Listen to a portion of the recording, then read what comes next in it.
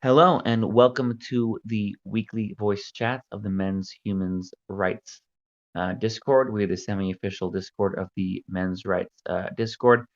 And this week we are continuing our conversation on male disposability and the way that being born a male automatically puts you at certain risks and automatically puts you in certain dangers. And we're being reminded of that right now with the current news with Russia and the Ukraine and the impending war with Russia and the Ukraine. Maybe impending war, possible impending war.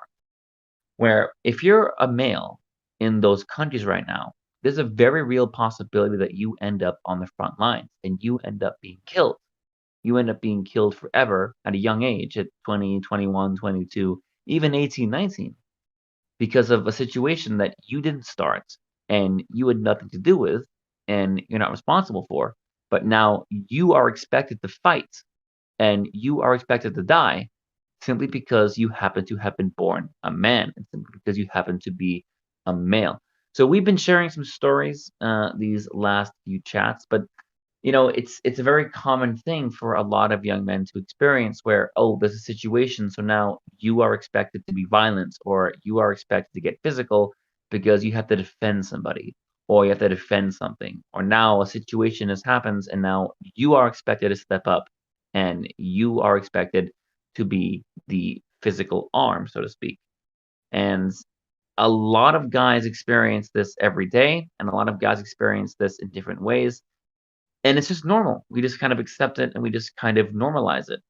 And I think it ties into the life expectancy gap, the way that men die younger and the way that men have a lower life expectancy. We all just kind of accept it.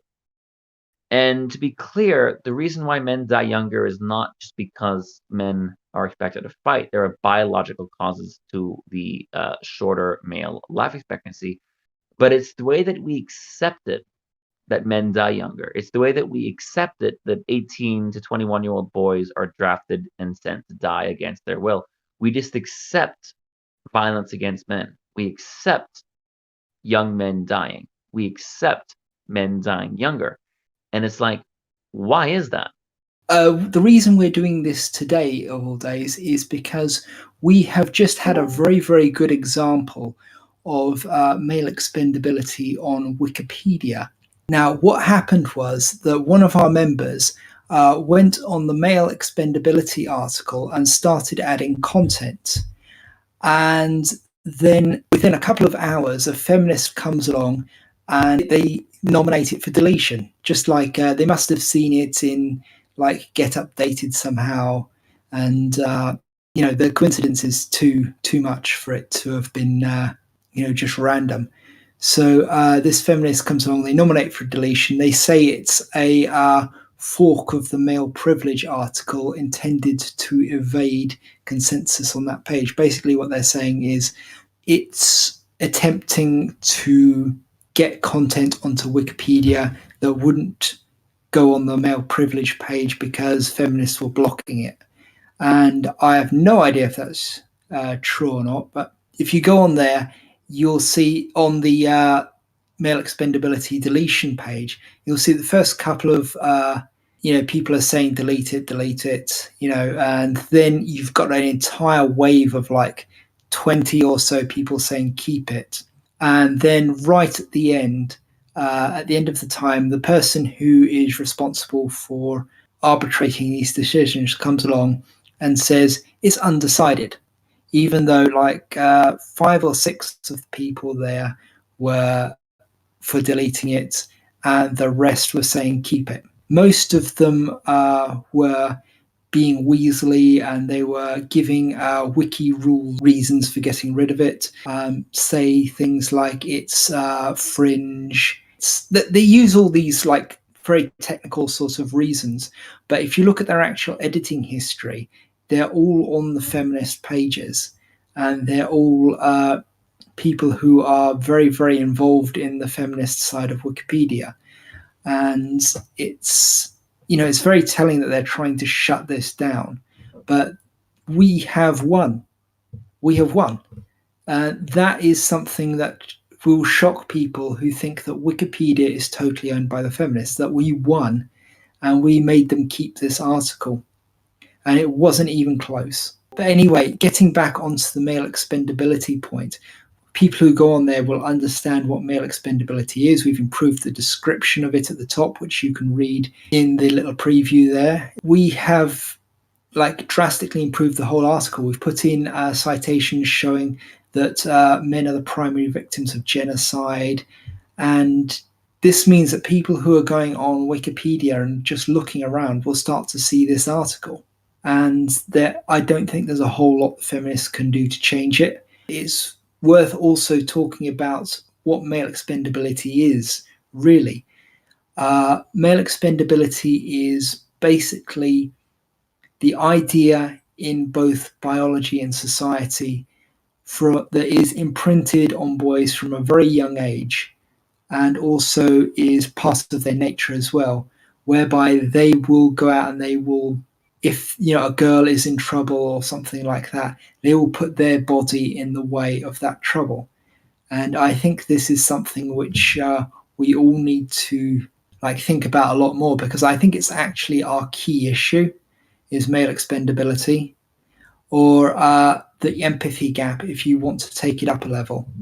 The empathy gap is basically the idea that men and women both have less empathy for men and more empathy for women. And this is something that's been studied an awful lot more than you'd think, to be honest, because you'd think that a lot of this stuff wouldn't get any kind of publicity at all, but it turns out that there's actually quite a few very large studies on this, including one with 1 million participants. Pretty much you nailed it on the head. The problem, I think, is, and this is where it gets somewhat controversial, there is an evolutionary difference between men and women, and our psychologies have evolved along those differences. And so human beings do have a subconscious difference in how we judge men and women and how we react to certain situations based on gender. Male disposability is something that is ingrained into us evolutionarily and has been for thousands, if not hundreds of thousands, if not even almost a million years. Even before human beings, the idea of male disposability has always been present. If you look at packs of lions, male lions, if they are not the alpha, are kind of discarded and kind of shuffled off. So there's an evolutionary basis to how we judge people based on their gender. And the Women Are Wonderful effect showed that people have a difference in how they react to men and women being in pain. People are inherently less empathetic towards men on average. So I think that it's not strictly a question of nature versus nurture. There is nurture as a factor as well. So it's not just evolution. It's not just hardwired into our brains. It's also a factor of sociology, how we are raised and how we are conditioned. But there's definitely, in my opinion, a natural element to male disposability and how we are kind of predisposed, if you will, to think. This is the deletion request itself. The guy is called Orange Mike, and he is a definite feminist if you look through his history. Basically, what he's saying is that the article is fringe, and it's like, oh, look, Hitler killed gay men. He means he thought they were disposable. Yeah, Hitler didn't really go after lesbians, did he? When I was reading over your exchange and our exchange, they are being so disingenuous. Like they're very obviously purposely not addressing the points that we're saying. And more or less what they said was that they've decided that their opinions are objectively true because they voted it so. So they held a vote on whether or not their opinions were true. And so because they voted that they're right, therefore it's a fact that they're right. And that's actually the logic that they're using. And that's actually the logic that the moderators of Wikipedia are using. Like they're saying, is this objectively true? And they're saying yes, because our subjective opinions have been voted as true by ourselves. How does that make any sense? It really doesn't, but it plays into how Wikipedia works, which is by consensus. But anyway, I was only using male expendability as a bit of the article as an example of male expendability, because basically as soon as it was edited at all and got noticed, they instantly leap on it and try and destroy it because they don't want people to know about this. And it's kind of shocking that they're like this. But it just shows you how expendable men are. They don't even want to talk about uh, male expendability. They just want to cover it up the way they cover everything else up. But in any case, I think we should probably move on from Wikipedia to talking about the actual issues themselves. Now, one of the things that I find quite interesting is that they will say that pink dolls and Barbies and things like that, they're training women to be a certain way from girlhood, but they don't think about action men and what that means for boys. If you notice in the thumbnail, we've got a picture of like some child soldiers and a boy with a Nerf gun, and it's basically we're teaching boys with these guns to be expendable. Like that's the actual reason that they give boys toy soldiers and toy guns and things like that originally, is to teach them to be expendable, so that they would then join the army and go off to war and fight and die. And how glorious. Glory is a bribe for men to be expendable, essentially. Glory and statues and things like that, and saluting them, and that, the photo where it pans across all the soldiers saluting the fallen, it's a bribe. It's don't you want to be saluted? Then you better go off and do something brave. Don't you want that Purple Heart? You better go and do something brave. And basically they're rewarding. It's a system of rewards for men to die, essentially. And as Blue said earlier, the whole Ukraine-Russia thing, men in Ukraine must be so worried right now that Russia's just going to swoop in and just start killing them again.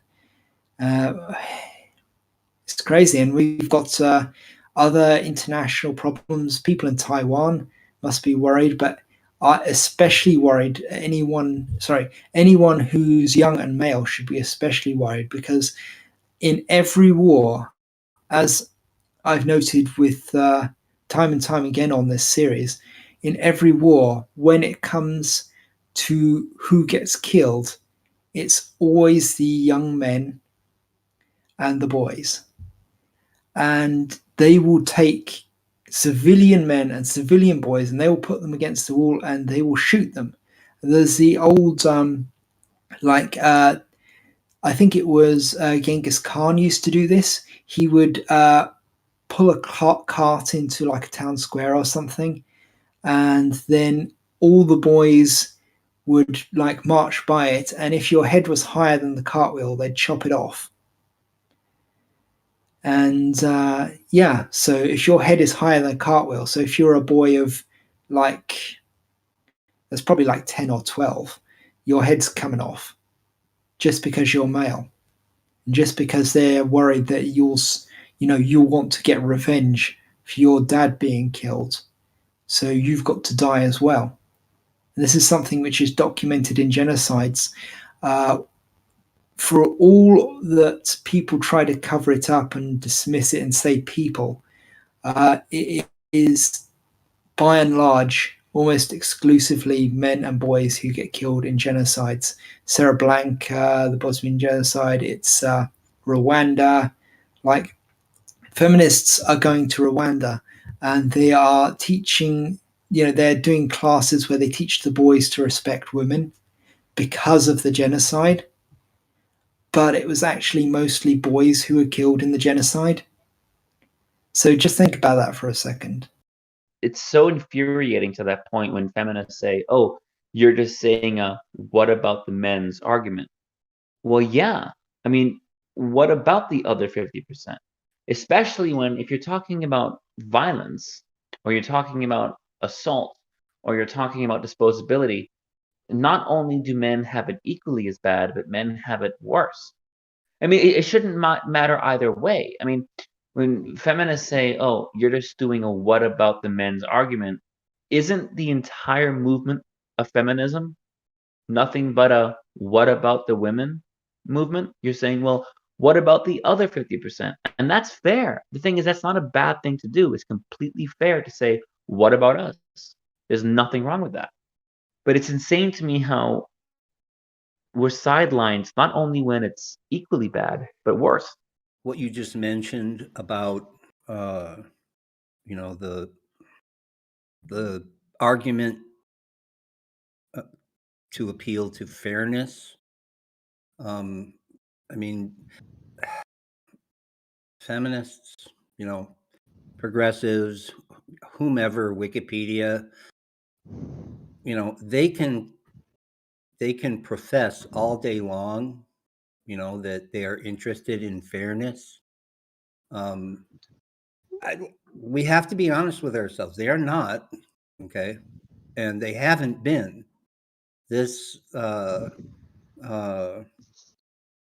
experience that you and Ma are having, that you're calling insane and shocking, and it's not unreasonable, and it's not insane. It's very much to a purpose. Okay, and it has nothing to do with fairness, and it never has. Okay? If we're compelled to waste our time tilting at those windmills and being outraged and being discouraged, then that grants them great power, right? It does. And the refusal to be outraged or even surprised, and the act of assuming that they are not being fair and that they haven't been fair. If you want to outrage them, do that. Because that turns the whole thing around on them. But as far as, like you were saying, in Rwanda, boys are being trained to respect women in order to avoid further genocide.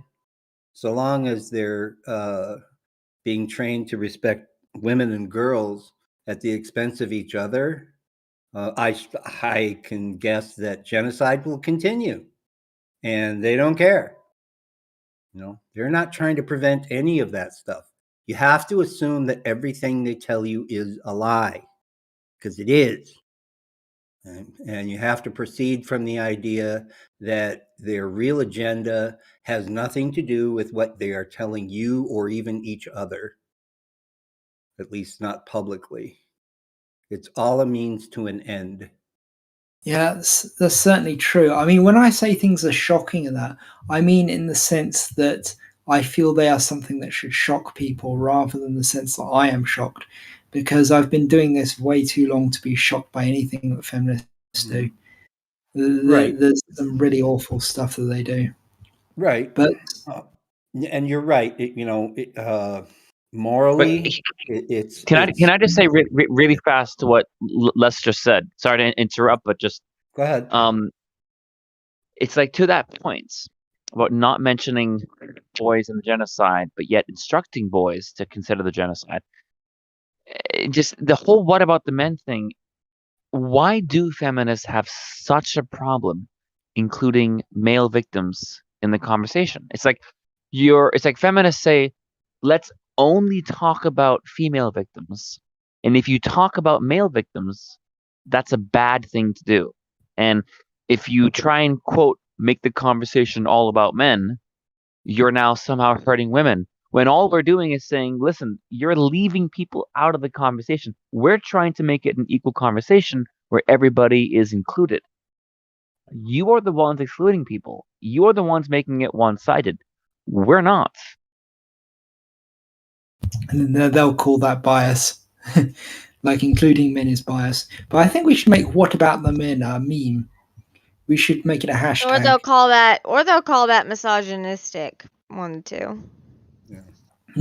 Something I do want to talk about, interestingly, is this sort of thing going on in with child soldiers. Because if you Google child soldiers, you'll mostly get boys.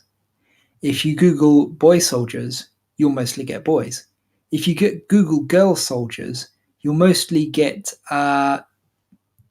basically action hero sort of stuff. At least the last time I did it, you got this. It might have changed since then, but the point is that actual little girls being used as soldiers is very, very rare.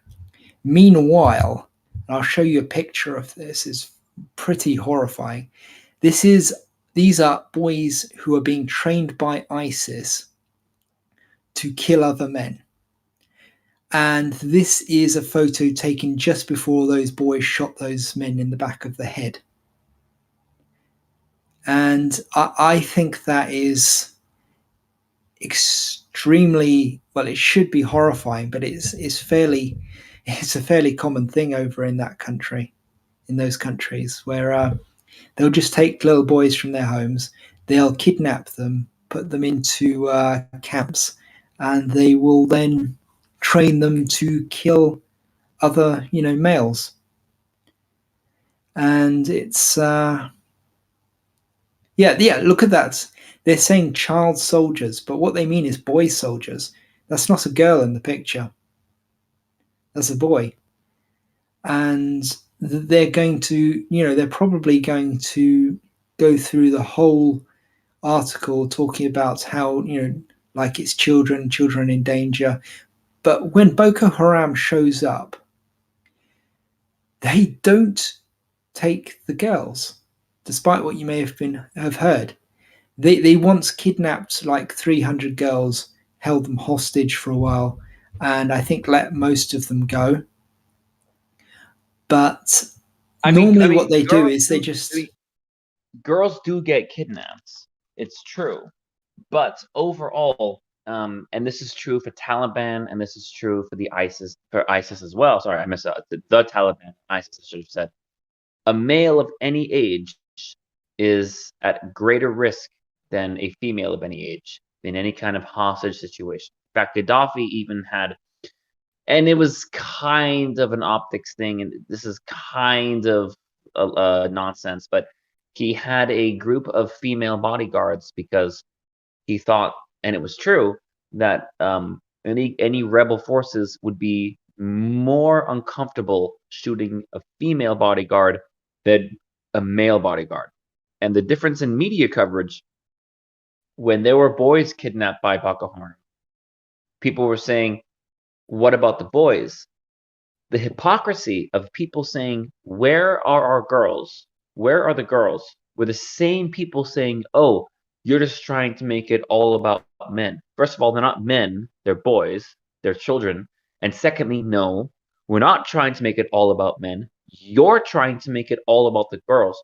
We're trying to include everybody. Indeed. I've just posted a link to an article about the ISIS boys, and in the photo you can see them like lower the guns to the back of their heads. I don't think you actually see the firing, but it's something that you see a lot in those countries. They have. When I was talking about the Boko Haram, I was talking about the 300 girls who got kidnapped and mostly got released. What I didn't get to mention was the 10,000 boys as of like 10 years ago. This is a number from like 10 years ago that they have taken and not given back, who they have tortured, raped, killed, brainwashed, sent to die, sent out as suicide bombers, used up, burnt out and destroyed. And that isn't even including the ones they have locked in their own schools and burnt to death. Like they've burnt thousands and thousands and thousands of boys to death. They've shot them.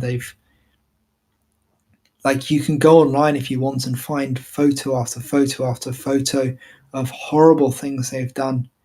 And if you look closely, you'll find that most of the dead are male. And that's generally how it is. And this is also true in war.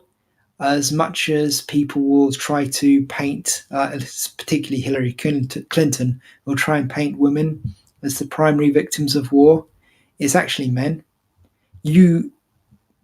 It's horrifying how many men are killed in war and in genocide, and how blasé and cold people are about it. I mean, there is a Rwandan politician who said that it's really tough on the girls right now because 70% of the men are dead.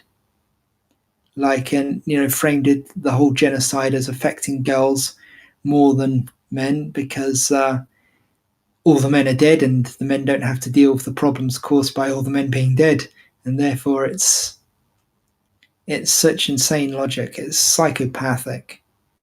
And I'm going to say that outright. It's the way we treat men compared to women is psychopathic. If you treated women the way you treat people in general treat men, we would accuse them of hating women. We would accuse them of being psychopaths. It's just crazy. I mean, there is actually a paper linked from our citations list on the site saying that when people treat women the way that they treat men is seen as sexist. And so we've got actual evidence that this is the case. Well, by and large, the way, socially anyway, that most women treat most men is pretty sexist. I mean, not going to lie, that's kind of the water we're swimming in. You know?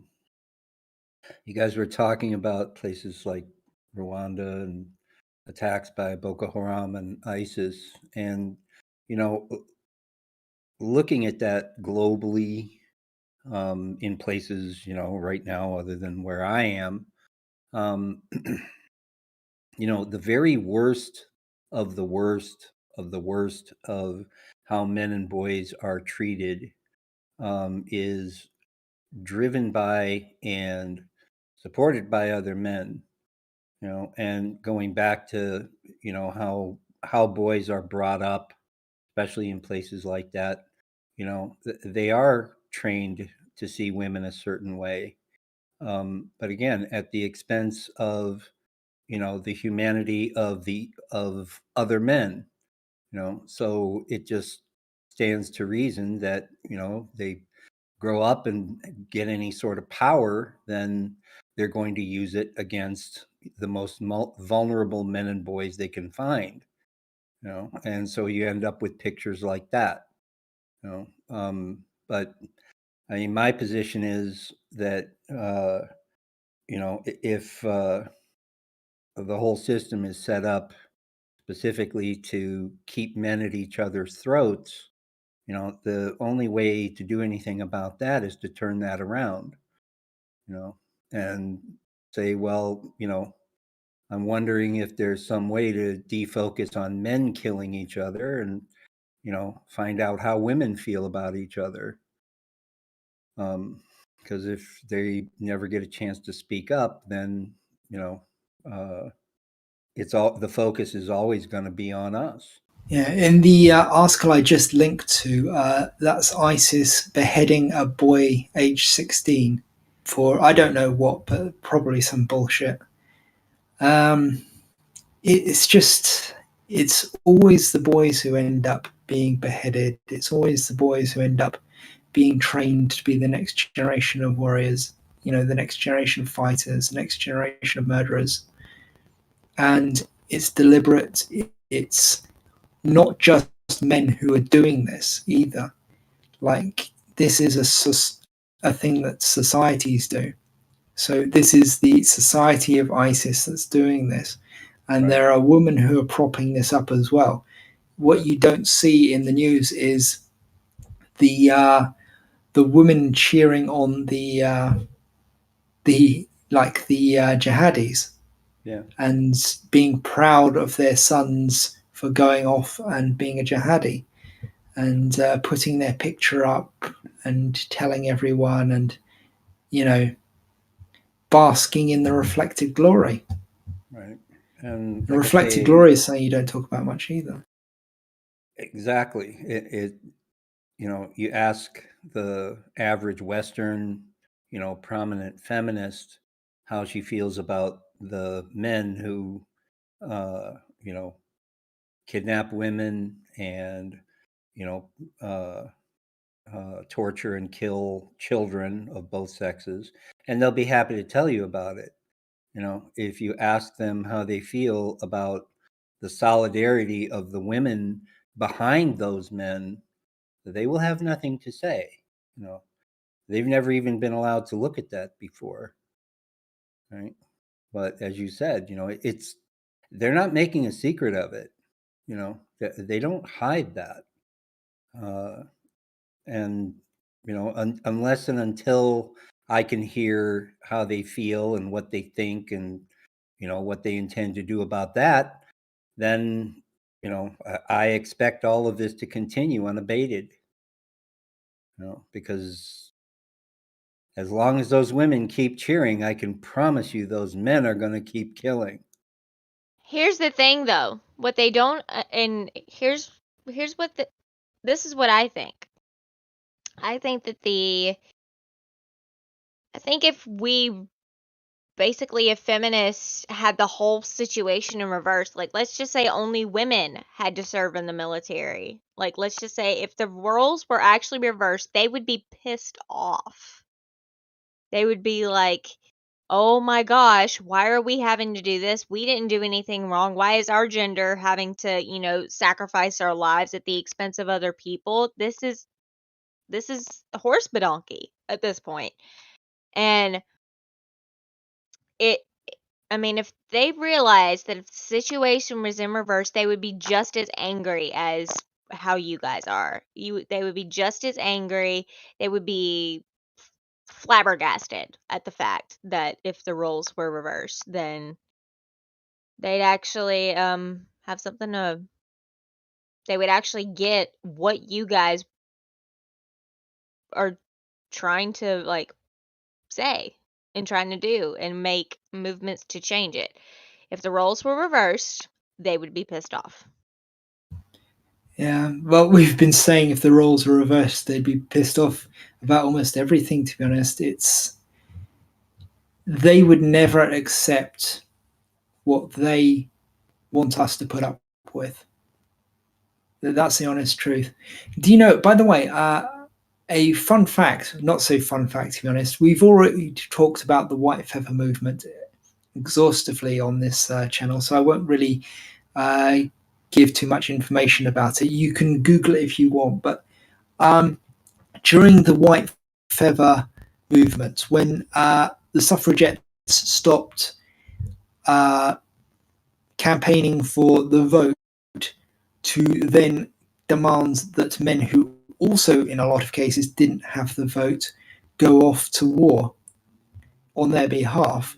During that, the handing out of the white feather, the symbolism of that, was in fact basically essentially calling men who did not go out and die in the wars incels, because the white feather actually symbolized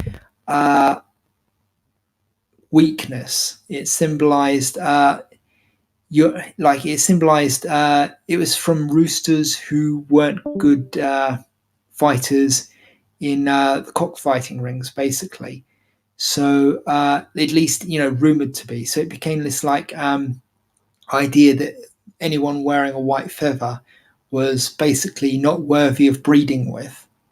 So I think it's quite interesting that the favorite feminist insult of incel is actually something which they were handing out to young boys aged 12 to 14 who maybe looked a bit older than they actually were, and young men, and even soldiers returning to the front in order to shame them into enlisting again and going off to die for them when they themselves were safe at home and well protected and had everything they wanted. It's, I just find it very interesting that that insult has endured, and it has basically arrived in different forms, but at the same time, it has always been used by these same sorts of people. Another topic, and you sort of covered it briefly, is the issue with possible wars in the future and the male draft and the expendability of men. Yeah, I honestly, I've seen quite a few feminists on Twitter getting angry at the idea of a female draft. I mean, there are some feminists who are fighting to abolish the draft, and good for them. That's I like their style, but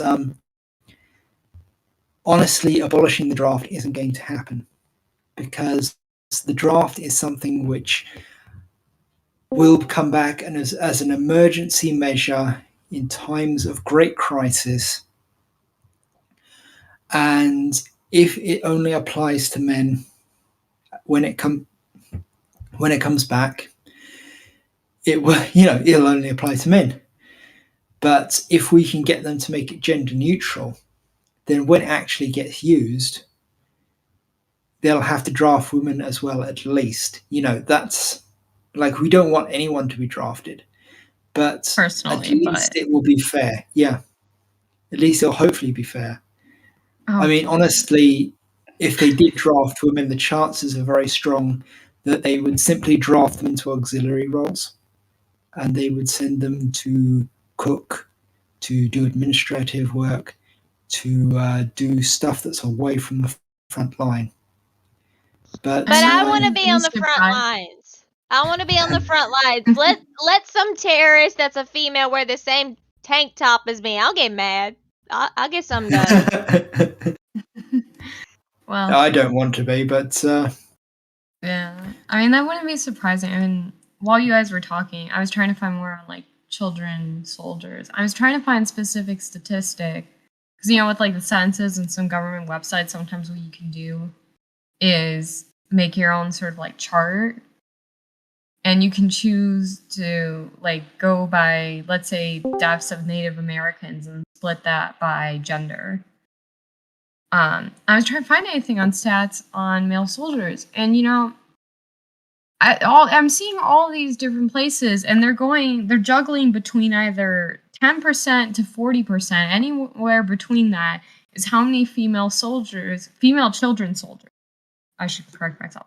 Female children soldiers they recruit, but then when you read the article itself, and I'm not saying that female children soldiers don't exist. Children soldiers are an issue in general. But the female children soldiers they're talking about, then they go on the article and they say, oh, but they're usually not that much fighting, they're used sexually or for cooking or those kind of roles. But those are some of the same women they put in the statistic of between 10 to 40%. Yeah. Of all children soldiers are female. Yeah.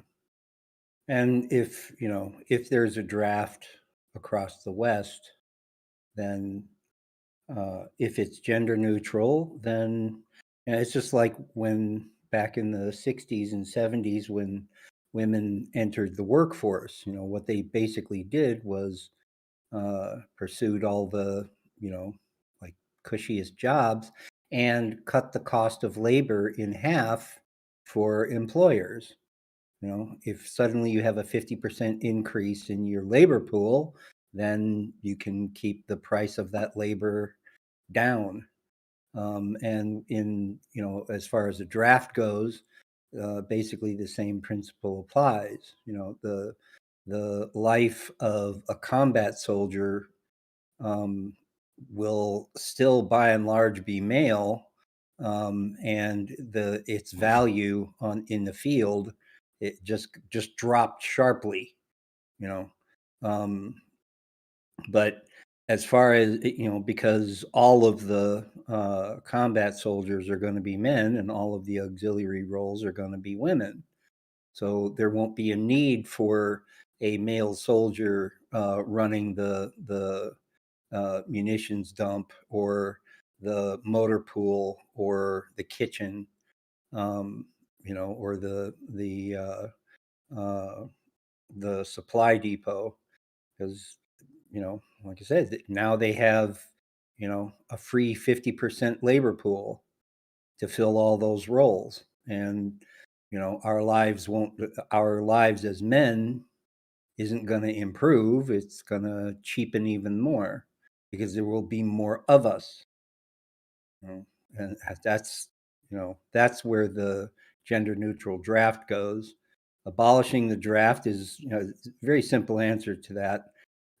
Right now, at least in the US, there is no draft because there is no war, at least not on that scale. The solution to that from their perspective is you just unabolish it. It's not that hard. It's been plenty of times in human history where men were not pressed into military service because there was no need for it. As soon as there's a need, then suddenly everybody is 100% behind pressing young men into service. They don't even have to have a need for it. They can just do it because they want to.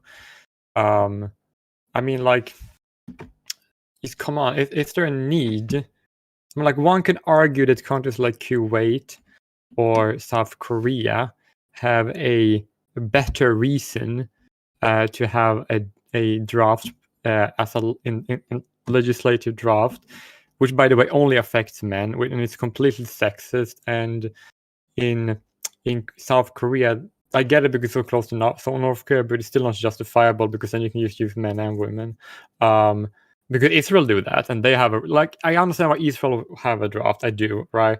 But they have it when they actually take men and women, and you can actually get an exemption for mental health reasons, and a lot of men do get that, right? And then no strings attached, right? While if you take countries like Kuwait and the United States, right, then draft is actually part of the voting, what grants a male citizen's voting permission, right? Because in those countries, actually only female citizens have voting rights. It's actually the two last countries that I know of that have a gender-based voting rights, and there are no countries with gender-based voting rights that only allow men. There are countries like those two that only allow women, for example, unless the men agree to the draft in America or serve the army in Kuwait, because not just agree but also serve. The only men in the United States who actually have voting rights are men who are disabled and transgender. So most men in America do not have voting rights, like objectively speaking, and also and America and Switzerland have less reason than Kuwait or South Korea to have a draft, right? They don't actually have it. They only have it because people are sexist and want it to be. Because if you go to countries like Switzerland, they don't actually. The draft is actually even more draconian than the other countries, because if a man is unwanted by the military, which means that if he's either too tall or too short for the equipment, or if he's disabled, right, even though he would, right, then he's not wanted, right, and therefore you have a gender-based tax, which is the only country that I know that actually have a gender-based tax that is going to affect only one gender, legally speaking. It only affects you if you either are extraordinarily tall or if you are disabled, right? Which is one of the most, well, in my opinion, extremely dehumanizing. And it's because they say, we don't want you, then you just have to pay. You should, because men should do this, and if you can't do it the way we want you to, then you owe us money, because then you're nothing. It's basically what they're saying, right? And the only reason why that's still the law was because the majority of women voted for that to be the law. Otherwise, it would have been abolished last decade. But apparently, voting away other people's rights that aren't you is somehow acceptable, which it should not be, by the way. And these are all these countries that I said, besides Israel, have an unreasonably draconian legislation when it comes to draft military service. And I actually believe that, and it is objective speaking, that violates the human rights, and it's extremely sexist, to be honest, and it's undefensible. Like, I don't think anybody should ever defend any of these countries besides Israel's legislation when it comes to military service, because it's absolutely abhorrent and there's no justification for it. I don't know about the vote thing because I've heard otherwise, but I know that you can't get a government job and you can't basically get a student loan from the government. I don't know about student loans generally, but I think it may be the case that you can't get a student loan at all if you don't sign up for selective service if you're male. If you're female, you can just go nuts. But they basically say that what I'm reading right now says that you're denied you're denied an N400. I don't know what that means if you don't sign up on the basis of you being morally insufficient. That's for the US, right? That's America, right? That is America, I'm Okay. pretty sure. Yeah, so an N400, that's a different situation because an N400 is a form you fill out for like sort of like citizenship and naturalization. So that's more of like if you aren't legal and you're in the country, you don't sign up for selective service, they can deny your citizenship if you're a male.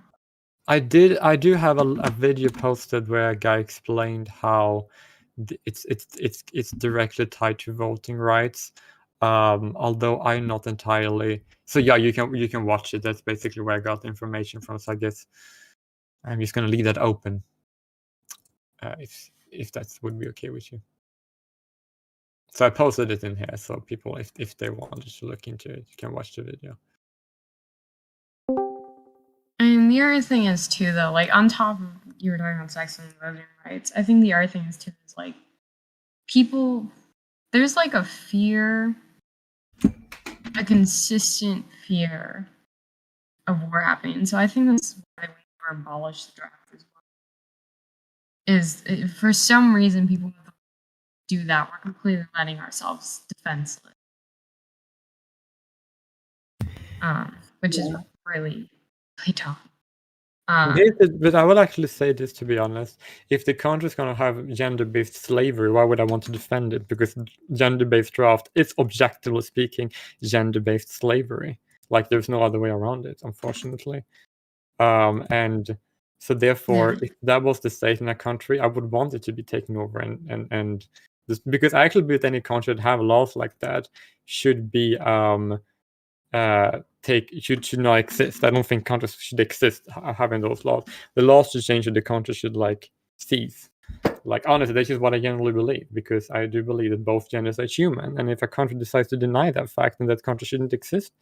Because there's something called Universal Declaration of Human Rights that people have admitted that was signed several years ago, and that these countries can deny that because this values several different points when it comes to human rights, right?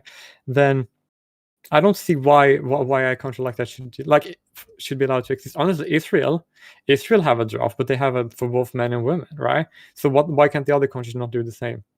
Like, there's no reason. Oh, there is one reason. Okay, two. Or actually one, and that would be bigotry, and the specific type of bigotry would be genocentrism. But there is no other justification for it. Or it could be supremacism, which is another reason. Okay, but that's just another form of bigotry. Because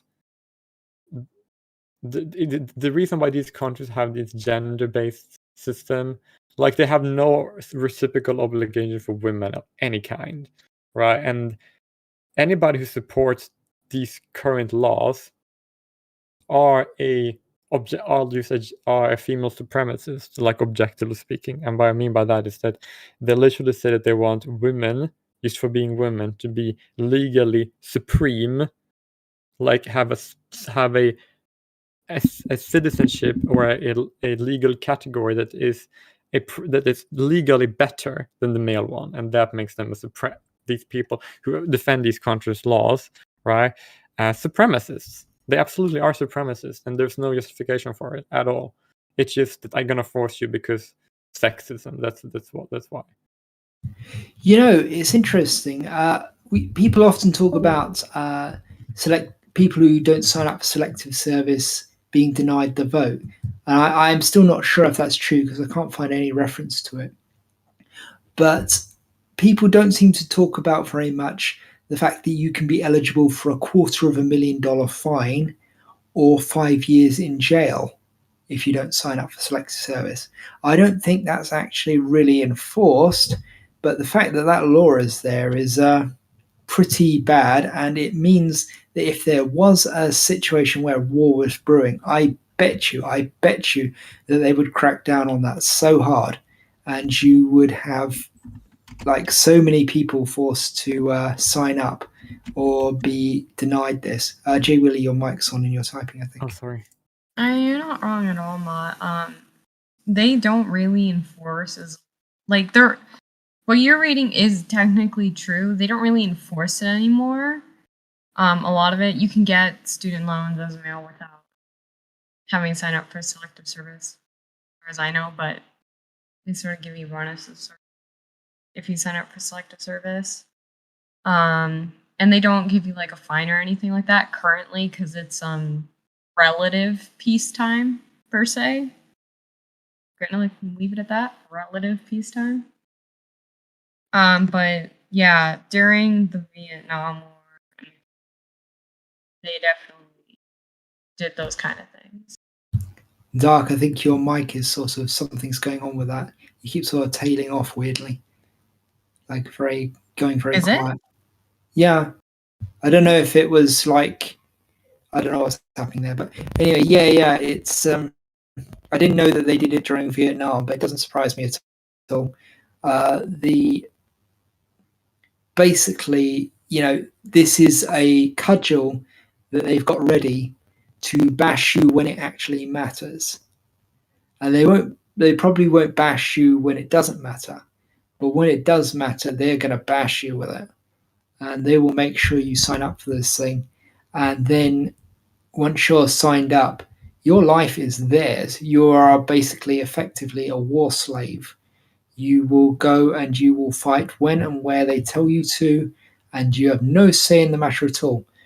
They will take you, they will take all your clothes away, they will give you like a uniform, they will shave your head, they will like shave any facial hair you have, and you will be put through basic training, and you won't get as much training as a normal soldier, and then you will be shipped off and sent to be used as cannon fodder, because that's what draftees are.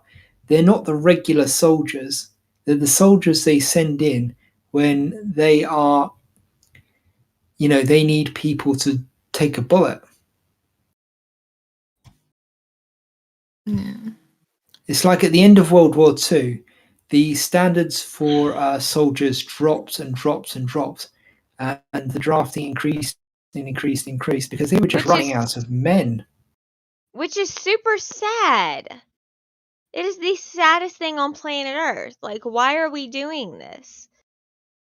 Well, I would also like to add that there is also an historical example of not just sexism, but it's a little bit racism too, I would say, because the people may not know that, but in France, for example, they actually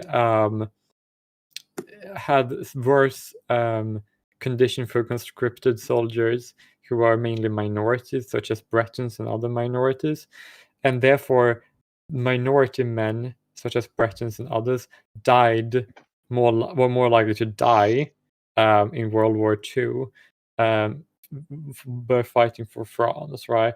And they didn't choose it, by the way, right? So that's also kind of like an important information that people don't know a lot of the time. I don't know how that's the case in other countries, But I did know that was the case historically in France, at least. But I don't think they have a draft anymore. Otherwise, I probably would find out. I mean, it's not like the military, like, obviously draft's horrible and all that.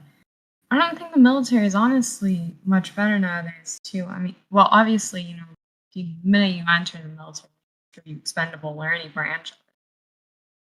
You know, and the military is obviously not for everybody, because the training is really, really rough.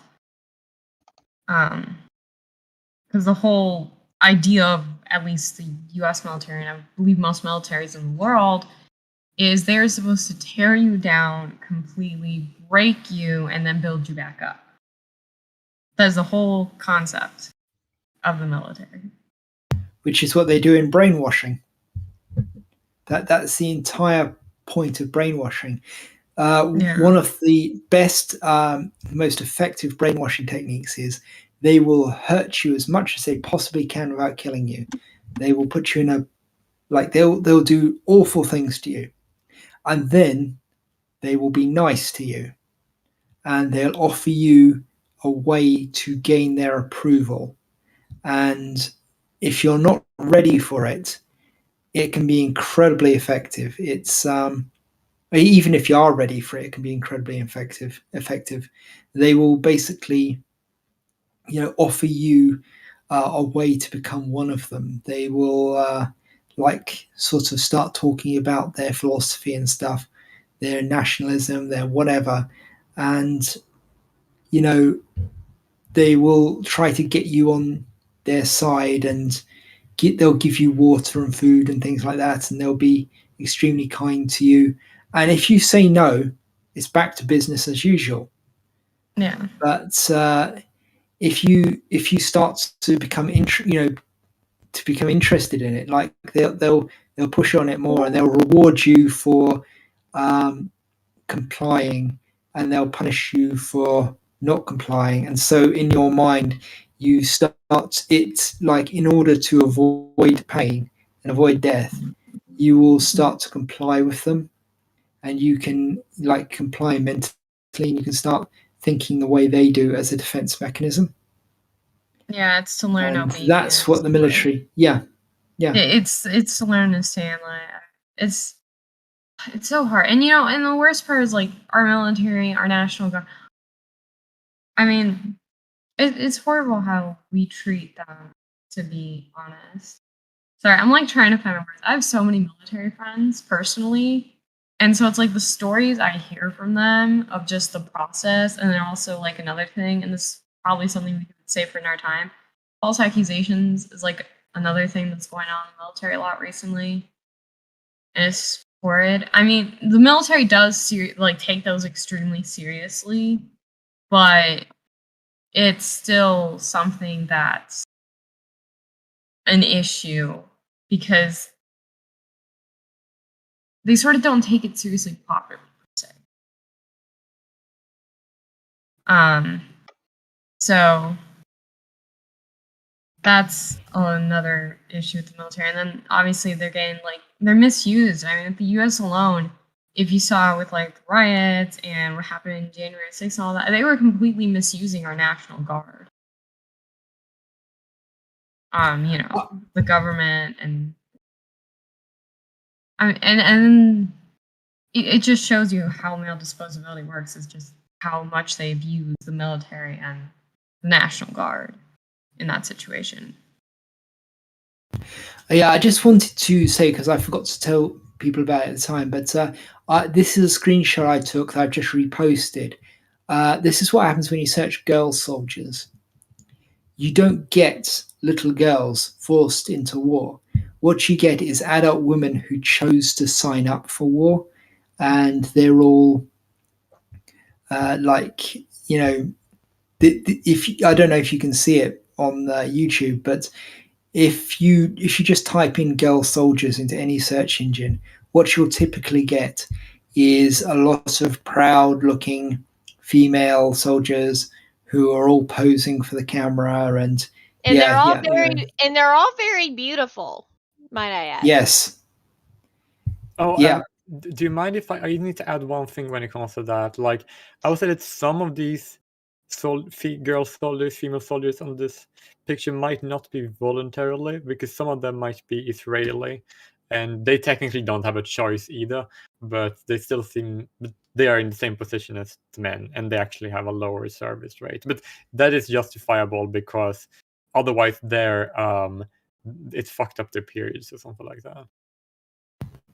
Well, if you can spot any unwilling Israeli soldiers on there, be my guest and point them out. But Well, I mean, like, they might be. cycle's already. Hang on, let me say something. Well, my cycle's already messed up, so the military won't mess it up any more than it already is. So I mean, a lot of those pictures too are British and U.S. Yeah. military. If you look closely at them, Yeah, I think but- only one picture actually says it's Israeli, Yeah, and the rest of them are all U.S. and UK.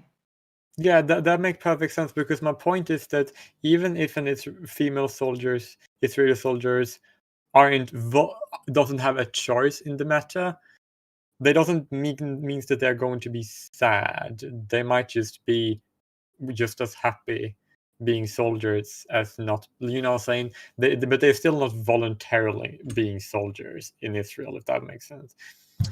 Well, my point really was just that these are all adults. And yeah, that's a good point. Regardless of the Israeli soldiers, 99% of the people you scroll down on those images are going to be there voluntarily. They'll have signed up themselves. They'll want to be there. And yeah, if you do the same thing for boy soldiers or child soldiers, you just get a wall of young boys who've been forced into this and brainwashed into it. Anyway, I think that's a good place for us to take. Actually, I wanted to bring up one last thing, just to. Okay, just Sorry, say your I know thing this and then is take us going out. on. Sure thing. Just take us out after you've done that. Got it. I just want to bring up, because what about Taz talks? He brought up ideas before of like, if guys like got up and left for a day, or people brought up they weren't here. I found this on, from another server, but this is on Twitter. And if you want like the absolute like male expendability thing here, the argument is getting rid of guns or getting rid of men, and a lot of people are just saying if you get rid of all the men, you get rid of all the guns. No more war, no more weapons, no more violence. Well, it's Like, it's been proposed before. We don't have to be here. I mean, the human species is not guaranteed a seat at the table. Yeah, but it's also that they don't really seem to realize that their logic can be taken even further to say that men have war. They are really fighting war for women a lot of the times, and a lot of countries have draft and have started war either because a woman said so or because that would benefit women, right? This like male are doing this in defense of women, and the other men in their society they don't care about. They force them to do whatever, right? That's what most men have done when it comes to war too. Right, they are trying to save women and then sacrifice men to save women. And if they want to take the sacrifice even further, if you take away women who create all the men, then the problem is solved. If they want to be bigoted that way, I wouldn't say anything like that because I'm not like an evil, bigoted, sexist piece of shit like they are. But yeah, that's what their logic leads to. Their logic leads to. I mean, honestly, if you really wanted that war, what would you rather do? Go to war yourself or literally create other humans to do something for you? You know what I'm saying? It's kind of... Well, isn't the female strategy of doing anything, or doing most things like in the world kind of like successful? Because you just create people to do it, which is a good thing. I actually really, really love that women throughout the history have done that, I might add. But to say that like women are somehow innocent, it's rather silly because that's like saying that women have had no agency in history and nor in the present, which they obviously do. I just give example to countries, right, that have draft on men just because women voted for it, and war that was literally started because a woman said so, and some of this, and many of wars started by women weren't completely unjustifiable, to be honest, like the Falklands War, for example, right? And so the idea of that it's insane sex that they post up here is completely unfounded. It's like it isn't based on fact; it's based on hatred. So therefore, we should treat it as though it's based on hatred, and that is that's all there is to say about it. It's just sort of funny because then on top of that, I should probably quote the comments, but like if you go in there, the comment section is just like it's terrible, but it's slightly comical. It's like, they're like, oh, kill all men, you solve all the problems. One of them literally asked, are guys willing to die yet? So we feel safer. And then there were actually some guys who were on there and they were like trying to defend and bring up the violence of women and stuff. And some guys genuinely are acting like it's impossible for women to be violent. And yet being genocidal at the same time. Yeah. That's kind like of just funny. being completely genocidal. Yeah. By the way, I was just going to say, Dark and Willie, that whole string of logic is,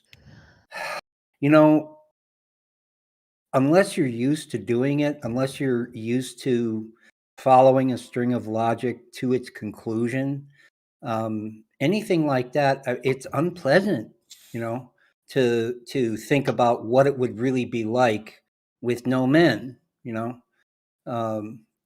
but we men keep allowing for them not to have to do that, not to have to look out to the end of that road and say, I mean, from a certain very narrow point of view, the women who say if all the men were gone, all the problems we had would go with them.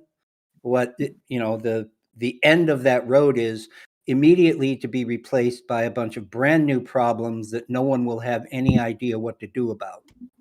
Not to mention that women are the ones who are creating all the men in the world and throughout history. Like how the fuck you exist without having a biological mother? Again, that's a string of logic. That's the step beyond where they're going. That's the unpleasant one. That's hard to think about.